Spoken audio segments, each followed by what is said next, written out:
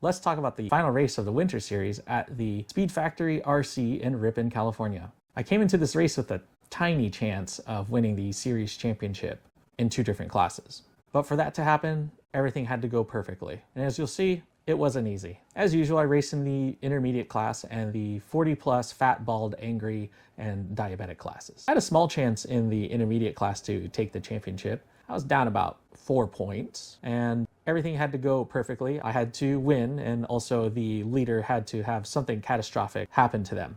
So highly unlikely, but mathematically a possibility. In 40 plus class, for me to take the championship, I would have to win, and again, something very catastrophic would have to happen to the leader at that point. But still a possibility. So we're gonna give it every chance we got. At the end of the day, anything could happen. Still gotta give it my best shot. During the week, I worked on the MSB1, made sure that everything was nice and tight on the vehicle. It was a really good week of preparation. Made sure that my bearings were solid, made sure I cleaned them.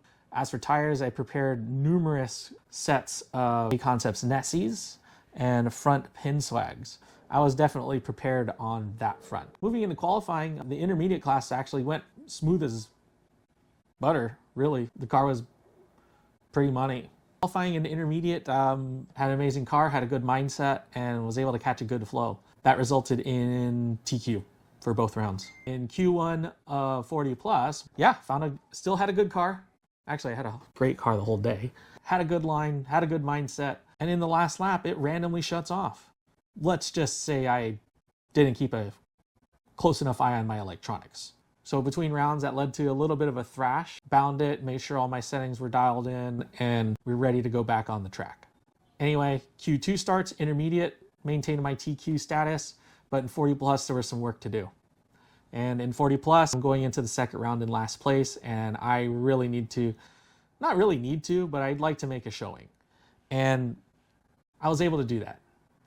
Took advantage of the fact that my equipment is amazing. I had a good mindset going into the day, probably thanks to the nice weather, and of course all my friends being there. And was able to capture TQ for 40 plus too. So that means that going into the mains, I was going to be TQ for both intermediate and 40 plus. Leading into the mains, I made sure that everything was locked down nicely. I made sure that my batteries were cycled properly.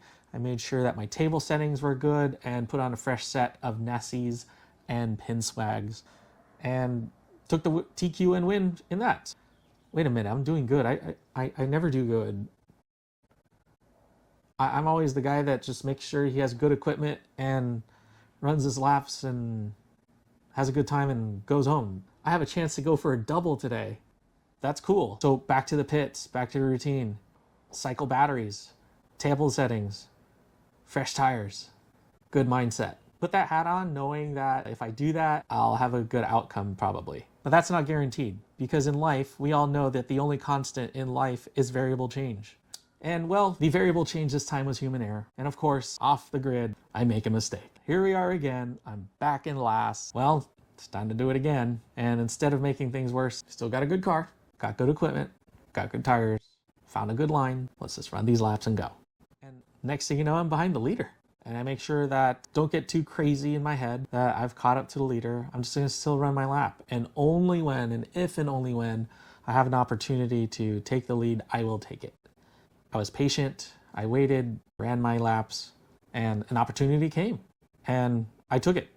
Fast forward to the end, we got the double. I was excited. It was good to earn a double. It's only March. We got the rest of the year of racing. And coming up next for us at Team Marks is the 8th scale off-road season. In a couple weeks, we're gonna head out to Chico to race their season opener. So in the coming weeks, you can come along and tag along with me to help me prepare my Yukonseiki Racing MBX8R Nitro buggy and Yukonseiki Racing MBX8R Eco Electric buggy in preparation for the spring and summer months of 8th scale off-road, my personal favorite. If you like these race reviews, you like tagging along on the adventure, please consider subscribing to this channel. I'd love to have you along. I like sharing my adventures with the racing community and maybe people who want to join in on racing.